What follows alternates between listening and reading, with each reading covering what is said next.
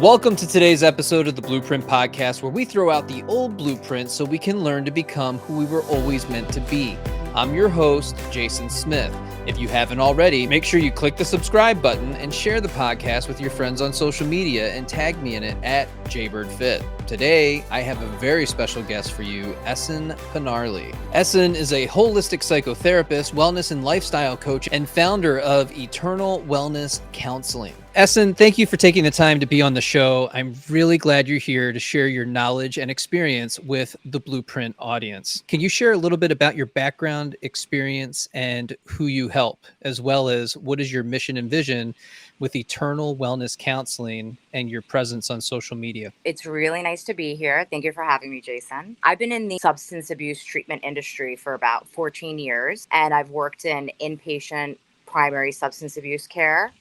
I've worked in a detox level of care, and I was a clinical director at an IOP. And what I found is that there was a lot of missing pieces in terms of treating people with substance abuse. What I found was that places were dual diagnosis, which means you treat mental health as well as addiction.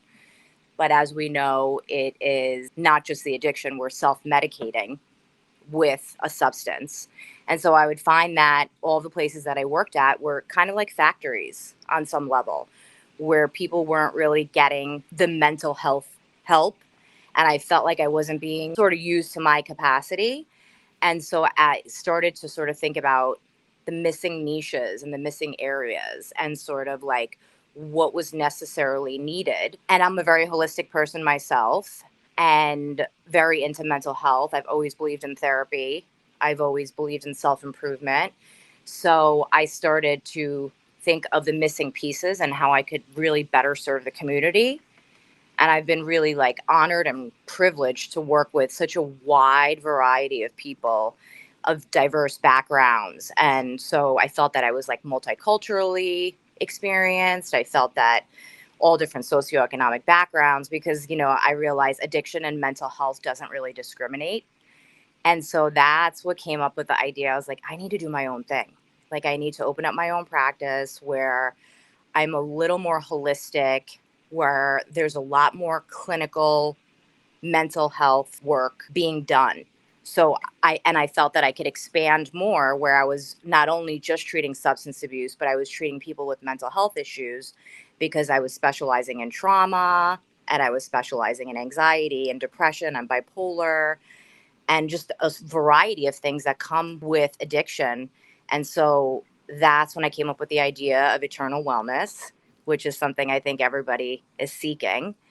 And I basically opened up my own private practice in Boca Raton in Florida. And I also started working alongside Jessica Baum on Worth Avenue at Relationship Institute of Palm Beach, and just started to serve a larger population and just started to feel revived and felt like, wow, now I can actually help people in the way in which I didn't feel like they were getting helped in these treatment centers. For those of you who don't know who Jessica Baum is, she wrote the book Anxiously Attached. So if you find yourself with an insecure attachment style, which so many of us do, that's a great place to start your self-healing journey and to dive into your anxious attachment as well as the other insecure attachment styles. Absolutely. I mean, her book is brilliant and everybody should read it. She's one of my mentors and dear friend. It's just a culmination. She walks alongside you in the journey. And I also identify with being anxiously attached. Both of us are really, really interested in attachment theory, attachment styles, and both trained in Imago, which really works on childhood and gives couples and individuals an opportunity to heal childhood wounds, childhood stories that basically lead to your attachment style. And as much as we'd like to think that happened a long time ago, why is that showing up in my adult life? It does. For those of us that don't know, what is Imago? So Imago is primarily a couples modality, but basically it can be used with friends. It can be used with anybody to help repair relationships, to create more intimacy. It teaches people how, I know you use tear and wear. Is that what you use? Tear and repair like a muscle. Tear and repair like a muscle. So Yeah. in Imago, we talk about what's called rupture and repair. And so what that means is that if there is an argument or a couple is really struggling to get along, because what's really happening is they're hitting each other's stuff and they are reacting in that moment to the partner as if they were experiencing whatever trauma or pain or insecurity that they experienced maybe at 6 years old. And most of the time it's like this, not all, but most of the time it roots back to something that existed inside of them way before they got in that relationship. And the relationship is just a mirror that's highlighting. And so imago stands for, in Latin, the image of unconscious love, which means basically, what is your image of what you think love should look like? And so we often in imago come from a very relational attachment style framework where it's a dialogical process that helps people to restore intimacy, create more connection in the space in between. And it's this premise that you get wounded in relationship and that you can heal in relationship. Well, they always say we do our best healing in relationship with another. And it's because we do bump up against each other's stuff. And a lot of times, what we're experiencing when somebody bumps up to our stuff and we react in a certain way, like you said, you're responding from the emotional age from which these things occurred. So you can feel safe and secure in all your different relationships, but in this particular relationship that's bumping up against your stuff, it brings out this other version of you that's still very much inside of you that we tend to ignore or push down or push away because it's too much for us to actually go there with ourselves and to allow ourselves to experience those emotions. You're absolutely right. And I have a lot of people that come to me and they come and they're like, I'm an anxious attachment style. I watched a video on TikTok and I identified myself and I took, and I'm grateful for TikTok and all of these coaches that have come on. There's just such a larger mental health platform. And I think there's a place for everybody. I think it's important for people to get educated about it. Here's an interesting thing with attachment styles, and what I see is we try to use attachment styles as a means of understanding the other person. So if somebody has an anxious attachment style, they're looking at the avoidant. Well, what are they thinking? What are they doing? What can I do to try and manage this situation? And what the anxious attacher has to realize in that moment is that you learn about attachment styles to help you understand yourself and to navigate your own thoughts, feelings, and emotions. It's not necessarily to try and fix, change, or manipulate the other person, because that's very much what you're trying to do, when really you have to start looking inside yourself and what you're actually experiencing and begin to touch those wounds. Absolutely. I mean, I think it's a wonderful opportunity to look at your partner as one of your greatest teachers, that they're bringing up things inside of you that already exist. And of course, there's different relationships where if there's actual abuse in the relationship and there is, physical violence or verbal violence and things like that, it's a little bit different. But when it comes to, interpersonal effectiveness and attachment in terms of relational trauma and attachment, that really comes up the most in romantic relationships. And so what happens, I think, a lot with people is that they either think they're not a good match with that person, or they end up in this anxious avoidant dance. And a lot of people, why would these two attachment styles be drawn to each other? And the reason that they're drawn to each other is that they have the same wounding. They're both insecure attachment styles, which means they both have the same. So that anxious attachment is afraid of abandonment consciously, but subconsciously, they're afraid of intimacy. Then the inverse is that the avoidant attachment style is afraid consciously of intimacy, but subconsciously they're afraid of abandonment. So it's inverse. And then that's why they're drawn to each other.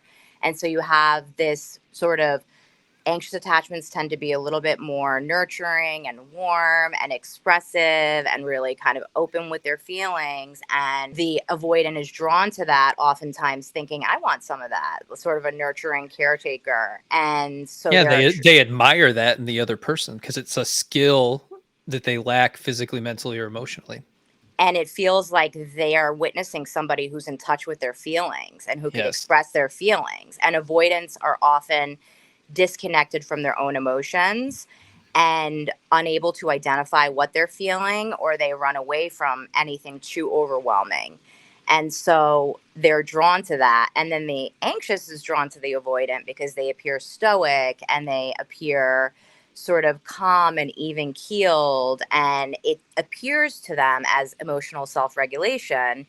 And that's very attractive. They're like, I want some of that. And so it becomes the very thing that draws them to each other, ends up creating this sort of rift in the relationship where it becomes a push pull dynamic. But it's definitely a little more nuanced than that. You know, it's depending on who you pair with. So it's good to know your attachment style and what area you tend to lean towards. But there's, for instance, if two anxious attachments end up together, the one of the anxious attachments can be more anxious in the relationship, and the anxious attachment can, in the context of that relationship, become an avoidant.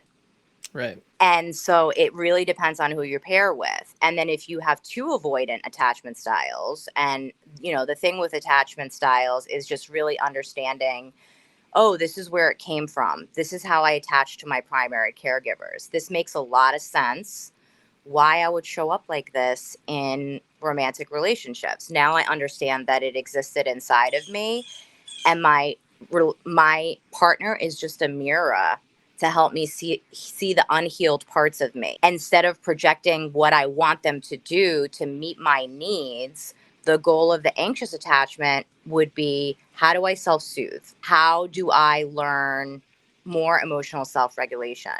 How do I change my relationship with myself so that I could understand that I don't need to be rescued, or I don't need to be so hyper vigilant about what my partner is doing? And oftentimes, anxious attachment is called anxious preoccupied because they become preoccupied with their partner, where they're thinking about them all the time. They're wondering when they're going to text. If they text, did their tone change? Did they wait too long to text? Are they mad at them? And all these sort of feelings that they're trying to get from their partner is really this internal world that they're not able to hold and understand. And it's the relationship with self. And the more you build that relationship with self and understand, okay, I might be missing some self-esteem, or I may be placing my value in this relationship. That's my work to do. It's not my partner's job, even though I can heal in this relationship with support and intimacy. They're not here to fix me, and they're not causing it. They're just activating something that already exists inside of me. And that's just a really hard place to get to when you're in it and you're experiencing it. Oh my God, it is so hard. I mean, I've been through it. I'm sure a lot of people have been through it. It feels excruciatingly painful. It feels, you know, it's akin to feeling like you can't breathe.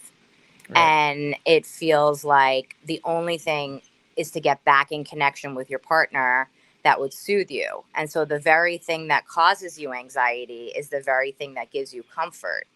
And so it becomes very confusing. And the way that I describe it is that we have this wounded part inside of us because we're not relating to ourselves, and we haven't done enough of the healing work yet, which is okay, because we're all wounded and magnificent at the same time, and we're all imperfectly perfect. And it just highlights that, okay, it's hitting something inside of me, which is just redirection to focus more on my internal world and to understand, what are my core beliefs? How do I feel about myself? And am I relying exclusively on that relationship to give me a sense of self-worth? So the anxious attacher, from what I've experienced, is they tend to almost shut down a part of themselves and begin to cast blame on the avoidant for not meeting their needs, or whatever it is that they're desiring in that relationship. If this person could only fix what they have going on with themselves. And it's almost like they have blinders on and they can't see their actual role in this dynamic. And it's like, if you could just cultivate enough self-awareness to see your role in this dynamic and how it's pushing the other person away, it's the biggest aha moment that an anxious attacher could possibly have. So how can we cultivate some of that self-awareness to get to that point? So that's, it's hard when you're in it. It's really hard when you're in it. And it's, if you find that it's a pattern and you find that you're noticing that it's coming up, just sitting with the emotion and sitting with the discomfort. And what anxiously attached people tend to do is not only blame their partner if they would only do this, but they, after a while of not getting whatever need that they need to get met, they start to engage in protest behaviors. And what that looks like is, an anxious attachment can have an avoidant protector. So essentially, I'm anxious and I'm in a relationship with my partner and he's not meeting my needs, or he is not responding to me in the way in which I would like him to respond to me and the time in which I would like it.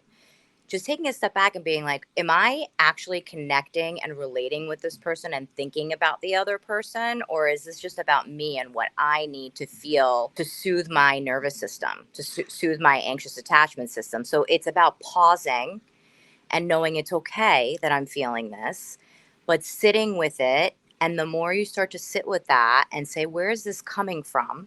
I call it compassionate inquiry. Compassionate inquiry. And then if you could just pause a little bit and understand that this person is putting a blanket over your wounded part and it feels warm and fuzzy and cozy, and your wounded part is temporarily medicated. And the minute they don't do what you want, or they pull away, or the anxious attachment senses any kind of distance, then their nervous system is completely activated. And then the amygdala, as we know, which is in the midbrain, fight, flight, freeze, or fawn, and we go into, anger and resentment typically comes up. And a lot of times those protest behaviors are, they try to make their partner jealous, or they're like, oh, you didn't text me back for 2 hours, I'm not going to text you back for 8 hours. And so these like subconscious manipulative tactics to try to get back in connection with their partner instead of asking for intimacy and support. And that's where imago comes in, where it's a dialogue, it's a dialogical process where you're able to say, hey, I have something that I'd like to talk to you about, would you be willing to discuss this? And then they might not have the bandwidth at that moment, they may be tired from work, has nothing to do with you, and they say, not right now, but in about 2 hours, I'm willing to do that, or tomorrow. And you being okay with that, because you're going to start working on your own internal boundaries, which is called containment, right? How do I contain, self-soothe, and learn that I asked for what I needed, but I wasn't manipulative about it. I was able to say, would you be willing to talk about a topic that's really important to me? And would you be willing to do that? And being okay with if they say not right now because they don't have the bandwidth. So I want to backtrack for a second Sure. on the anxious attacher. And this is going to be probably the biggest aha moment that I think anybody has in a podcast on attachment, because it's not something that we often talk about, but you mentioned it, and I'm very glad that you did, is that the anxious attacher is also avoidant. But what they're avoiding is that fear of abandonment and that fear of rejection. And that can make you act very out of character for who you know yourself to be, because you're trying to get all these different needs met from this person, this extension of you, this thing that's outside of you. And you're not meeting those things for yourself. Absolutely. And that's why I said it's so nuanced, right? So to think, well, if you're an anxiously attached person and you identify with that, how could you have an avoidant protector? And it's like, it very much comes out, because it becomes, the anxious attacher starts to feel very frustrated and angry and resentful for not getting what they want. And then their subconscious takes over. And I call them either adaptations that they have utilized in the past to survive and to stay in connection with people. And maybe it worked, maybe it didn't. It's all they know. And so they start to subconsciously act in ways that they're not proud of, which could then bring on shame. And it's not about shaming anybody. It's just about recognizing it and taking the time to be compassionate with yourself and understand, oh, I'm engaging in a protest behavior right now because I'm not getting what I need. And I think saying out loud, I had a therapist once say to me, so you're looking for validation in men. And I was like, what? No. And I'm like, so I'm looking for someone to self-soothe me, to make me feel if they do exactly what I want when I want it, then I will be okay. I'm not considering what they may need. I'm not considering how they relate. I'm not considering their space or their time. All I'm concerned about is I'm anxious. You have not gotten in touch with me in the amount of time that I feel is appropriate. I am feeling like you're distant, you're pulling away, you might leave me. And so therefore I engage in these behaviors because that avoidant protector comes up, and I may not answer the phone call when he calls, he or she, depending on if, you're in a relationship with another woman or a man is in a relationship with another man, your partner, and then you start to not answer the phone, or you try to make them jealous, or you become unavailable. And it's a protective mechanism that subconsciously just comes up. And it's this sort of subconscious desire, like, I'm going to leave you before you leave me. Or you'll see, watch what I'm going to do. So it's an attempt at sort of trying to punish the partner, because it's like, you caused me pain. You didn't soothe me. And so now I'm going to do it back to you. And so it becomes this sort of, insecure, co-addicted relationship where it goes back and forth. And so what oftentimes happens is that most of the time when an anxious attachment engages in a protest behavior and they pull back, at that point, the avoidant subconscious fear of abandonment kicks in. And they often start to try to come closer and reestablish connection, because that threat of intimacy is not there. That threat of engulfment that is often very common, that threat of autonomy and feeling smothered, is not there because the other partner pulled away. And so it's important to notate that one of the skills to cultivate, and it's so hard when you're in it, and it really, really is just pausing and having some compassion for yourself and understanding that it's a really uncomfortable feeling and it makes so much sense. And if I could just get curious with what's going on inside of me and connect with that part of me, and I can try to self-soothe, you can call a friend. I always suggest that people reach out to other people to co-regulate. Is there a friend in your life that you feel calms you down? Is there somebody that you could talk to? And sort of building that support system around you of people that co-regulate you, which means their nervous system relaxes your nervous system. Or you reach out to them to feel, and I call that earned security. And you can get that earned security only when you start to pause and look inward, only when you have compassionate self-inquiry. And then that could be with a therapist. You could build a relationship with a therapist that you feel that you could create a secure attachment with, and you can earn your security. Yeah, but if we co-regulate, now the relationship feels boring. Right. And so we mistake that attachment system getting activated with, oh my God, I'm in love with this person, I'm going to die if they don't get back to me, right? And so it becomes boring. But what happens is that we usually go for partners that have both similar and dissimilar qualities of our primary caregivers in an attempt to subconsciously heal some wounds. And that's what we are attracted to because it's familiar. And so somebody who might be more calm or boring, or I just co-regulated and now my attachment system is calm, and we equate anxiety with love and desire. And that's not necessarily the case. And so you're not expected to do that or feel that right away. But if you allow yourself some time and space to have some compassionate self-inquiry and to say, what am I feeling right now? This might have existed. I know this is so uncomfortable, but I'm going to sit with it and I'm going to see what that feels like. And I'm going to really work on calming my nervous system down. And if I calm my nervous system down and my partner feels boring to me, then it's my work to work with a therapist to understand why. When my attachment system doesn't get activated, do I find a partner boring? I think it is when we feel that calm, peace, bliss, and joy, we're just not used to it. And it's such an abnormal feeling that it has to be wrong. Right. So it feels very unfamiliar to the nervous system because the nervous system is so used to having this implicit sense of feeling anxious. And that is comforting in a weird sort of way, which is that it's familiar. So anything that's familiar. So to feel calm, oftentimes people are like, this actually feels scarier because I'm not used to having this felt implicit sense of safety within. And I'm starting to cultivate it, which is equating to boredom. And therefore, it's actually making me maybe more anxious, even though I might be bored, because it's not familiar to my nervous system yet. Well, it can also touch into your worthiness wounding. So let's say you have a job and it's the most secure job that you've ever had in your life and things are going really well. You've got benefits and health insurance and you've got a solid paycheck and all these things are coming in and you have that sense of well-being. And once again, because there is nothing to be interjected in there that's going to give you that anxiety and to let you know that, this is where you belong, you start to feel like, I don't really deserve this. I don't belong here. And then you unintentionally, right? We self-sabotage that experience because we just don't feel like we deserve it.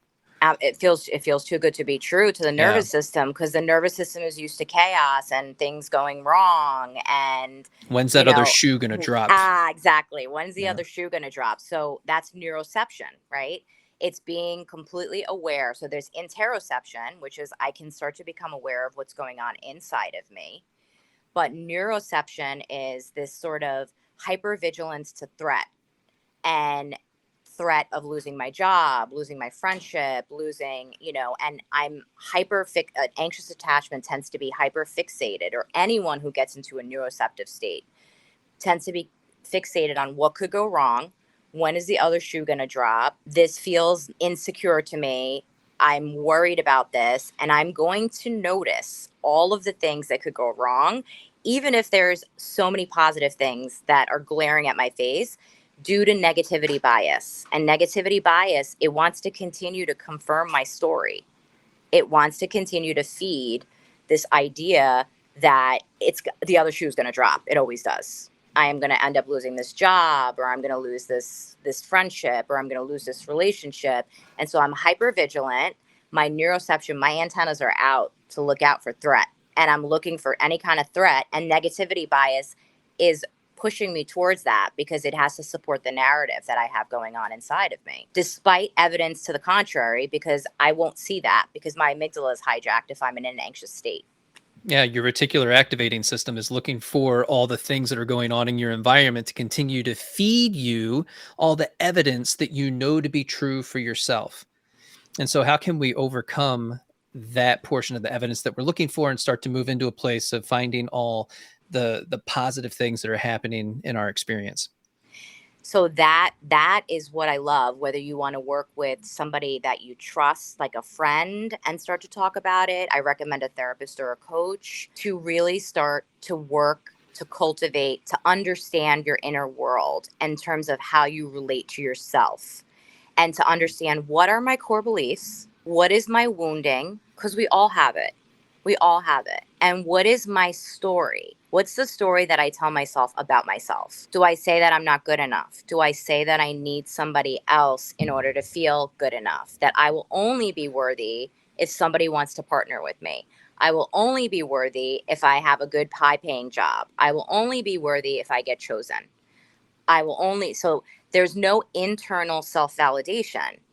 And that needs to be taught, especially if it was never modeled for you, especially if it was never taught to you, especially if somebody never held your internal world and helped you to make sense of you and your feelings, and was there for you when you were growing up and developing and shaping your identity and shaping your inner biology. So your inner biology and that template and that paradigm gets set at a young age.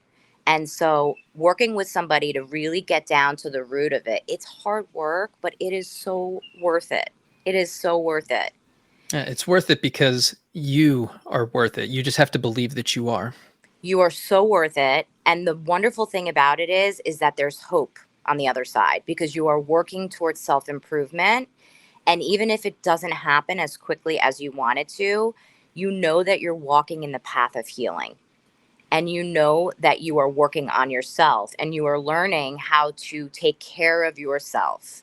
You are learning how to cultivate a relationship with yourself and become more intimate with yourself, understanding all the parts, the wounded part of you, the little, Jessica calls it the little me in her book, inner child. Everybody has it. You can call it whatever you want, but it's in there. And it has been hurt.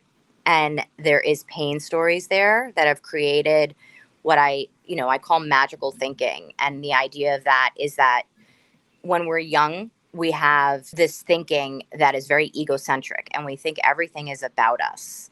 And so if, we fall on the sidewalk, we think that the sidewalk is mad at us. Or if mom and dad start fighting, we think we must be bad, or we must have, if we were good, if I was a good girl, if you were a good boy, they wouldn't be fighting.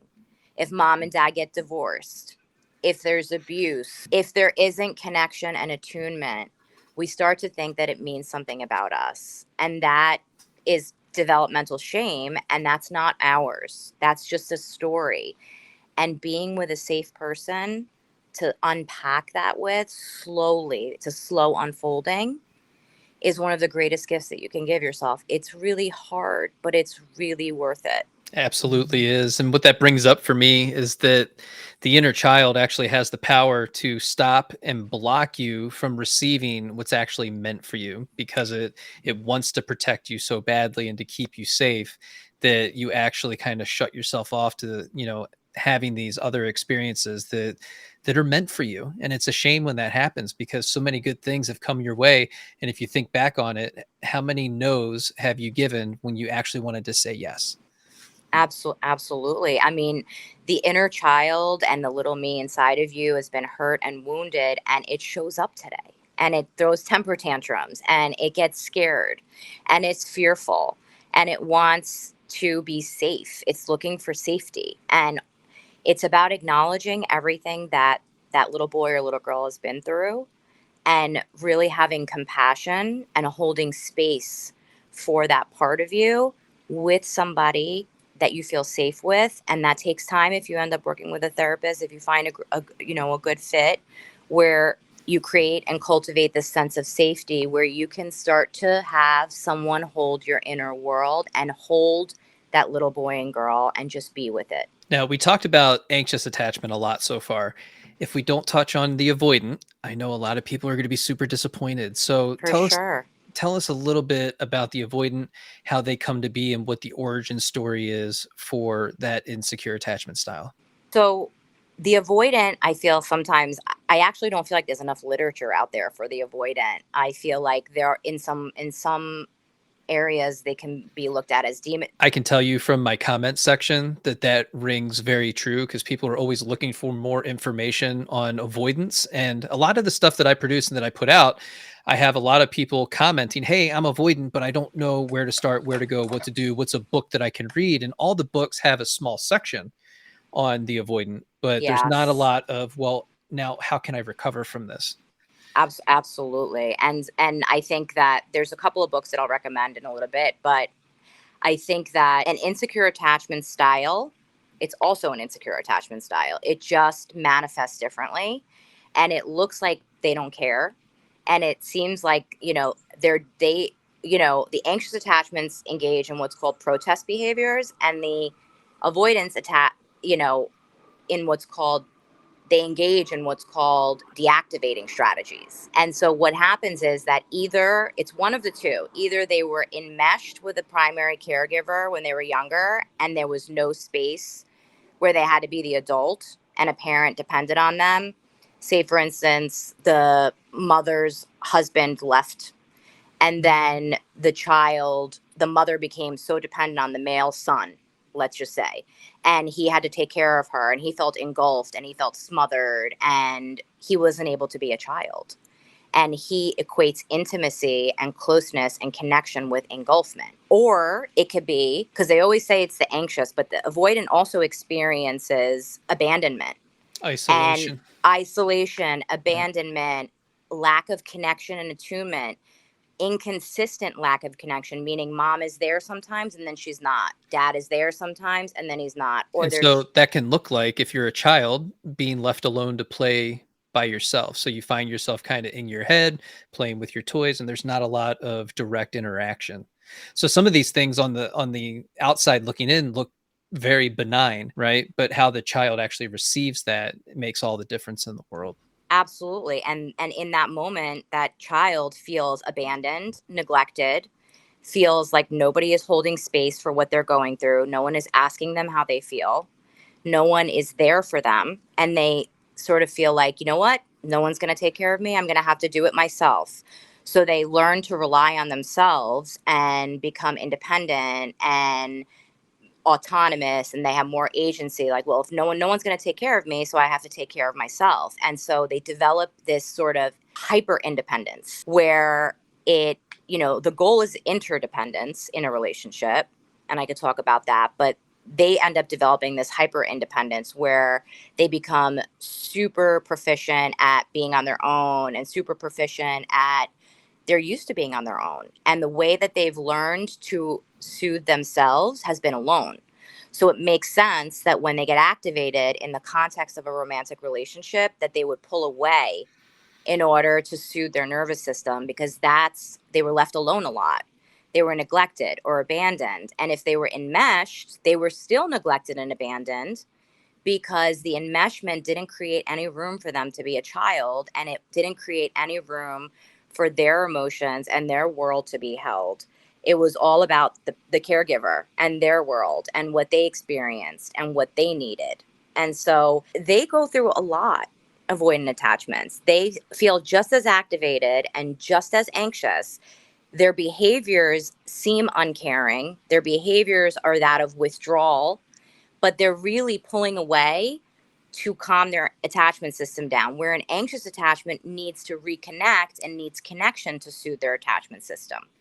But the avoidants have learned that if they need to do it on their own, they need to take the space and they need to pull away in order to relax their nervous system, because they're also anxious, but they're very, very good at acting like they're not. They're very, very good at disconnecting and compartmentalizing and acting like it doesn't bother them. But there's a lot going on internally. It's difficult to understand because it feels like really hurtful behavior. It feels like, they're pulling away. It feels like they're not giving the love that the anxious attachment wants, or even a secure attachment. Because if a secure attachment pairs with an avoidant attachment, the secure attachment can become anxious. If the avoidant pulls away enough and utilizes the deactivating strategies. And what the deactivating strategies that the avoidant uses is to keep distance between them and their partner, to keep them at an arm's length, and to make sure that they don't get too emotionally intimate, because that will activate their nervous system and they will start to feel engulfed and they will start to feel smothered. Not because of their partner, because of what exists inside of them already, because of their own template, their own paradigm of what they experienced when they were younger. And so they need to pull away in order to relax their nervous system. And it seems like it's uncaring and it's unkind. And I think the way that an avoidant also can work with a therapist to start to become more aware of what's going on in their internal world and more aware of connecting with their feelings instead of disconnecting or disassociating or running, right? Running away, catching a flight, getting away from the situation, where they can learn how to cultivate containment as well. Taking vacations alone. Right. Running, catching flights, not feelings. That's definitely an avoidant, for a poster child for an avoidant. And it's just, what are they running away from? Is their internal discomfort and the emotions that are being activated. They're also activated and anxious. They just show it differently. And it seems like people get demonized for being avoidant. They're still have fear of abandonment subconsciously. And they have a fear of intimacy. But the irony is that the anxious attachments have a subconscious fear of intimacy. So it seems like they're pushing and pushing for connection, but they're pushing for enmeshment, not necessarily full connection, because healthy connection is interdependency. And so I think that's the difference in having a little more compassion for that attachment style and understanding that they're in a lot of pain too. It just shows up differently. And then just real quickly, what does interdependence actually look like? So I would say it's like three things. I would say society is all about be independent, and they glamorize it. Independence is the key, and be as independent as you can. And people take it to a whole nother level, especially people who tend to lean towards the avoidant attachment style. They become hyper independent, and that puts up walls when you become hyper independent. And so the walls create distance, and that's exactly what they want. And so interdependence means that there's a healthy amount of intimacy and support within the relationship, where I can depend on you and you can depend on me. I'm comfortable with doing my own thing and having my own friends and my own hobbies, and you also doing that. So I'm okay with spending time with you and connecting with you, but I'm also okay if we do things separately, so that we're not enmeshed, but there is enough time for each of us to have our own sense of relating to ourselves with our own identity and our own friends and hobbies. And then when we come together, we become interdependent with one another, which means you can still depend on your partner. It's not about this hyper independence, like you take care of you and I'll take care of me. That's not realistic. The point of being in a relationship, and we're wired for connection, is to be in healthy interdependency, which is having intimacy and support. And it's about communicating, and it's about being okay with somebody's boundaries and not taking it personal, understanding that. At the end of the day, it's allowing your partner to go out and to continue to be themselves, to live their life, to do their thing, to be the whole person that they already are, because we don't complete each other. We're not the other half of somebody. We are two whole people that are coming together in relationship with one another, but then recognizing that I can leave and we can come back, and I know that you have my back, I have your back, and we didn't do anything nefarious to ruin the relationship for the 12 hours that we were apart for the day, and that we can come back at the end of the day and connect and co-regulate and create that intimacy with one another. Absolutely. Now, with the avoidant, people are always looking for different tools to heal an avoidant attachment style, but we know that that starts with co-regulating with others. So how can the avoidant initiate co-regulation when it's something that just completely activates their nervous system? Yeah. So it's about first of all, scanning to see if in their support group they have anybody that they feel comfortable enough with, and see if it's a friend, a family member. I would start there to see if they have enough, and sort of start practicing with leaning in on them and starting to open up little by little to sort of be able to depend on them, and sort of cultivating these relationships little by little. If they don't, because some avoidants tend to have less friends and less, a little bit of a smaller world, not all, but some, seeking out a therapist is so beneficial. And I know it's so, so hard. I like the book, The Way of the Spiritual Warrior, or The Way of the Superior Man. Way of the Superior Man, yeah. The Way of the Superior Man, and the journey from self-abandonment to healing, which everybody, the avoidant and the anxious both self-abandon. They just looks different. So it can be applicable to that if they want to start in terms of like reading and getting into that kind of work and becoming, but also scanning their environment to see if there are supportive people that they already feel safe with, that they could start to co-regulate with, that feels less threatening than a romantic partner. Now, very unintentionally, and I want to direct this back to eternal wellness counseling, what are some of the maladaptive coping mechanisms that might be introduced into somebody's life because of an insecure attachment style? A lot. Codependency comes up a lot, and people pleasing, avoidance can people please also. People please just to avoid the situation, but not really telling you what's going on internally in their world. And people pleasing in a way where they are like, yeah, I'm fine. They're not really discussing what's going on. A lot of the maladaptive strategies that I see in individuals and in couples when they're in pain, regardless of what, particularly around relationships and any other issues, whether it's a job, I find people use maladaptive strategies and coping mechanisms to get relief because they are in pain and they're in discomfort. Some turn to drugs. Some turn to alcohol. Alcohol is also a drug. Some turn to TikTok. Yeah. Digital addiction, seeking knowledge and just really kind of becoming ravenous and having this insatiable appetite to Now you're making it personal. this insatiable appetite to sort of learn what is going on with me. But definitely, being addicted to a person, not all anxious attachments are love addicts, but there are people who are love addicts that use the person as a drug. And so they actually experience major withdrawal when they're apart from them, and they're literally using that person to soothe them. So that's a maladaptive strategy. Using any kind of drugs to quell what's going on inside of them, I would say that's another maladaptive strategy. Again, a brilliant adaptation, I call it, even though it doesn't feel like it's a positive and it's not serving you any longer. At the end of the day, all you're really trying to do is take care of yourself because you feel anxiety, depression, discomfort, abandonment, trauma. It's so painful. And so often we don't have the tools to navigate that. And so it makes sense that somebody would pick up a drink or pick up a pill or get in another relationship right away, right? Right. And that happens. I see that really, really typically, very, very common. Just replace it with another person. And then people pleasing. And that is a big one. And, codependency is very broad. People think codependency is I need you. And if you're okay, I'm okay.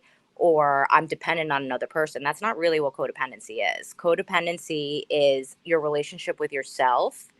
You could actually be codependent and not depend on anybody, but you worry about what other people think about you, you self-abandon and you self-betray, and you people please, which means you do things that you don't really want to do. And procrastinate. And you do things that you don't really want to do in order not to lose connection, whether that's a friend. It might not even be a romantic relationship. I know a lot of codependents that are not love addicts.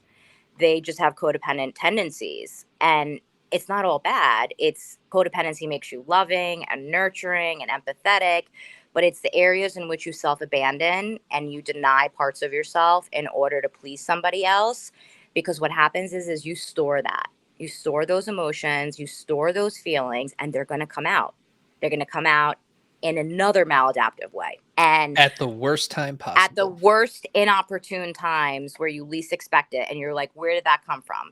And it's because I say you're eating your feelings, something they can control, right? They feel so out of control in their world, and their inner world feels so unmanageable that they feel control is what I put in my body and what I don't put in my body. Or people end up starting to gamble, which gives them a dopamine hit and basically is creating an illusionary cloak over the pain and is essentially numbing and self-medicating what they're feeling. And then sex addiction, that's another common one, to try to get validation from somebody else. It's definitely behaviorally too. It's not necessarily just in addictions. It's in people pleasing. It's in doing things you don't want to do, not having boundaries, not saying no when you want to say no. Saying yes when you don't want to say yes, and just sort of giving up parts of yourself in order to fit in or to please somebody or to stay in connection. What does it mean to be sober curious? So that's a really, really good question. I would say in the last couple of years, alcohol's reputation is crumbling. And what I'm finding is that more and more people are choosing to, dry January. I'm going to stop drinking. I'm hearing from a lot of friends, like, I got to stop. This is taking a toll on my body. I can't get up. And more people are coming out as sober that we didn't even know, that don't even promote it. Jason Bateman is sober. I didn't even know he was sober, like at all. Will Arnett, John Mayer is sober, Bradley Cooper. And so Drew Barrymore recently talked about how she has stopped drinking, and I can go on. And that's what I found. A lot of my friends or, clients that have come to me are interested in getting more in touch with themselves and doing some inner work. And that's on a variety of issues. And they're finding that they don't want to have hangovers anymore. They want a healthier lifestyle. It doesn't really fit in with their lifestyle any longer. And what happens is that, more and more studies are coming out showing that alcohol particularly is a toxin to the body. And so it's a depressant, and anything that depresses your central nervous system and plays with your chemicals and your neurotransmitters like your dopamine and your serotonin and your GABA, particularly your GABA levels, which is the calming neurotransmitter, is going to the next day be depleted, and you're going to feel more anxious and more depressed and end up eating, you're going to end up craving, unhealthy food. And if you're trying to be healthier and you're trying to implement a healthier lifestyle, it starts to sabotage some of the goals that you want, and you can't be clear, you feel foggy. The hangovers last longer as you get older. The body doesn't recuperate in the same way. It certainly feels that way, but for so many of us, we get into this place where you may have a job or a certain role that you perform that's, high stress, high demand, physically, mentally, and emotionally, and you'll find yourself after a hard day or a hard experience where you're saying, "God, I need a drink," or I need something, and that's the go-to habit. Yeah, I mean, that is the most socialized, normalized drug, because alcohol is a drug, in society. I mean, everywhere we go, it's glamorized in movies, and it's normal. Let's meet for a drink. Let's go to happy hour. Let's go out and grab some drinks. And I think the paradigm is shifting where people are more into holistic modalities and more into wellness. That's why I named actually my company Eternal Wellness, because I started going towards that avenue. I started getting involved in like hyperbaric chambers and red light therapy, and I was in cold plunge. I've been doing cold plunge now for a while, hot yoga. And I just felt like it goes against everything that I stand for. I don't want to feel hungover. I don't want any more anxiety. And it's really hard to work internally on yourself in terms of understanding why you're feeling what you're feeling and really connecting to yourself when you are, under the influence of something that it takes time to recover that alters your brain chemistry. And so I think the sober curious movement is just a shift towards a lot of people choosing to change their lifestyles. It's not necessarily that they go to AA or NA. They just choose, this is not serving me any longer in my life. And I don't find that it fits in. And I feel like I'm healthier. I feel clearer. I feel much better. I actually have more clarity. I feel that I am able to work on myself a little bit more and really figure out who I am and what my wounding is through more clarity. And it's difficult to have clarity when you are constantly putting something in your body that's altering your brain chemistry and your perception.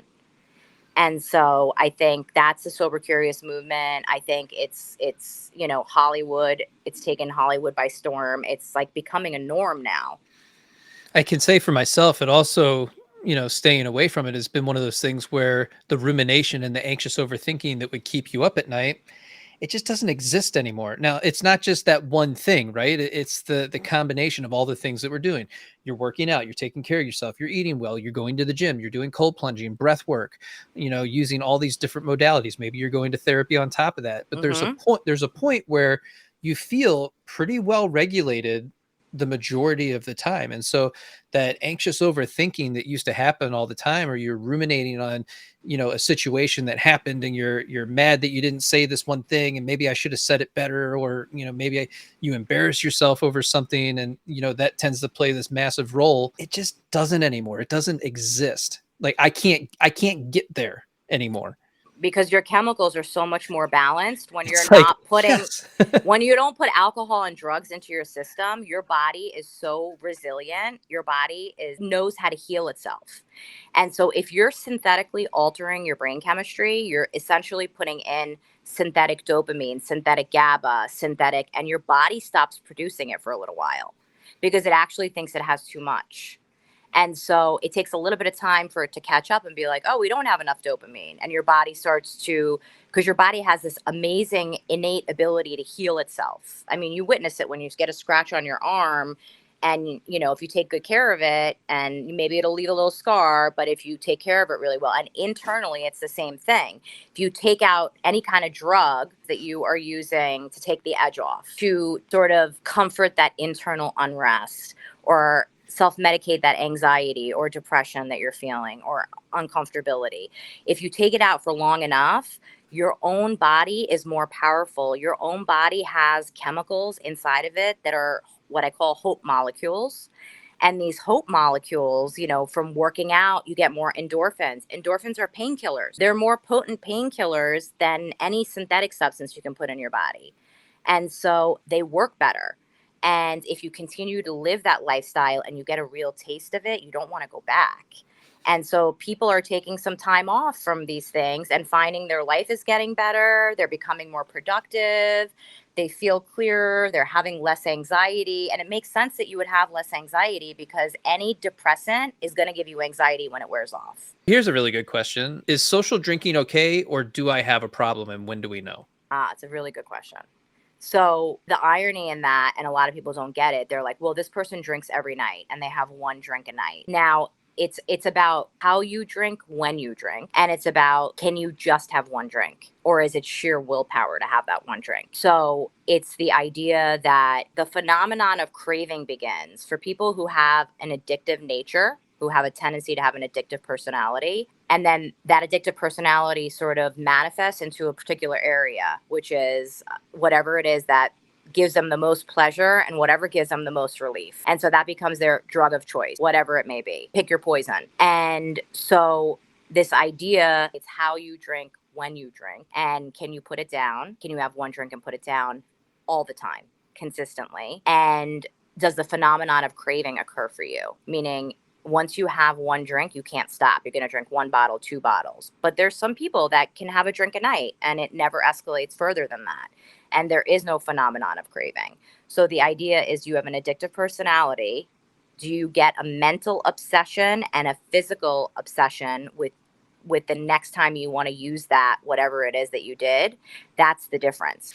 The best example I would give, I would say, is imagine two people getting in a car accident and they go to the hospital and they both have severe injuries and they're given, the protocol in order to heal them effectively. Then they have to get detoxed off of that medication because whether you're an addict or not, whether you have an addictive personality or not, that's addictive.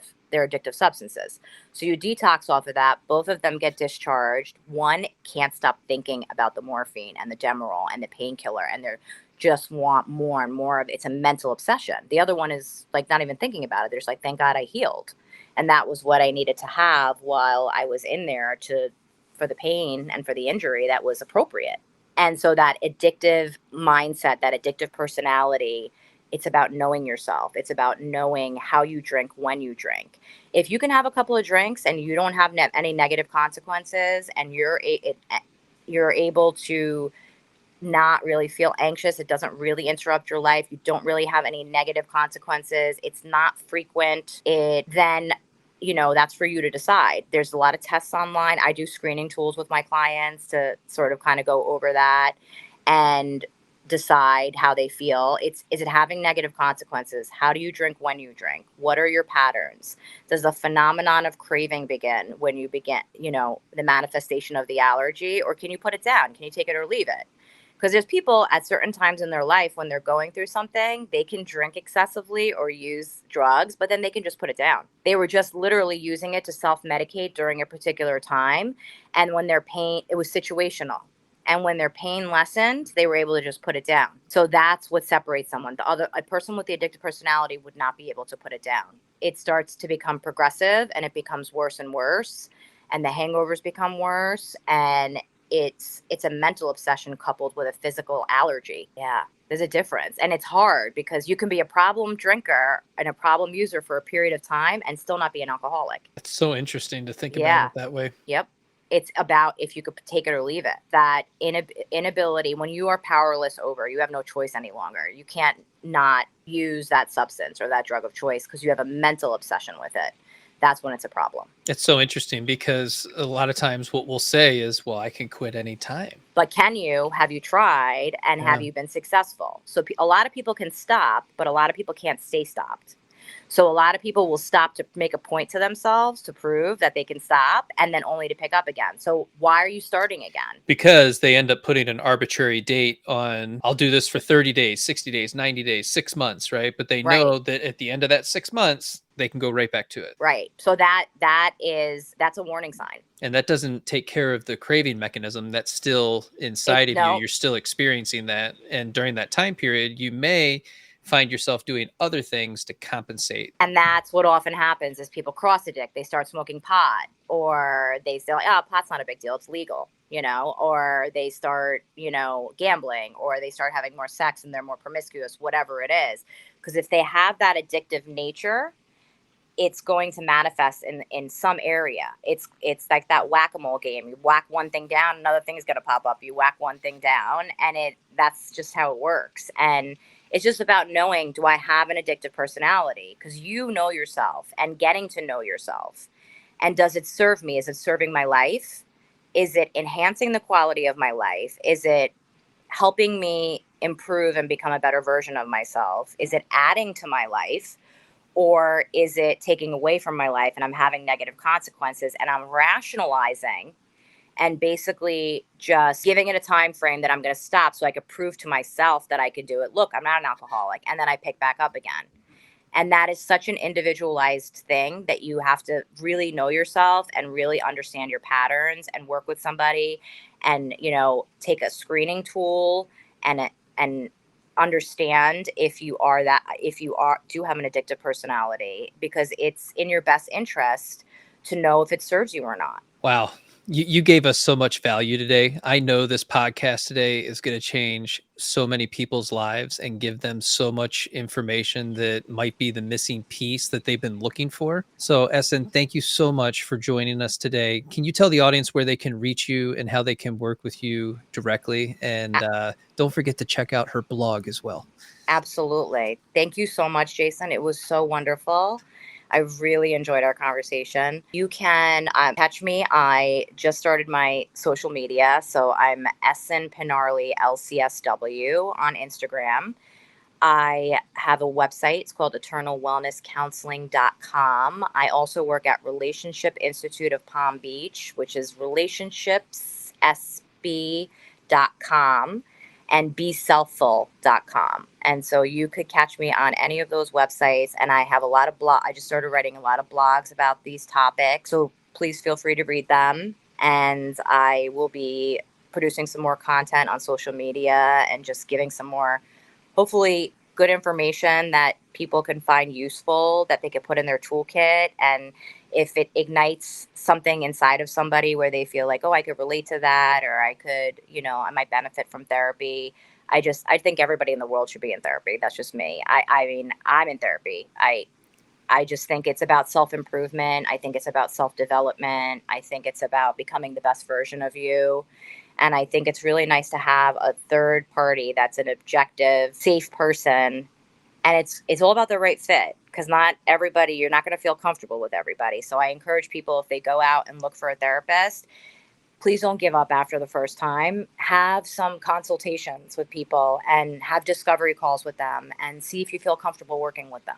Yeah, absolutely. Think of it more as an interview and make sure you interview them and Absolutely. see if it's a good fit. And that's the most important thing, is the client therapist fit, because that's when you get the most work done. But like I said, I'm on those websites. You could look me up. I'm also on Psychology Today, Esin Pinarli. Thank you so much, Jason. I really appreciate you. I really appreciate this conversation.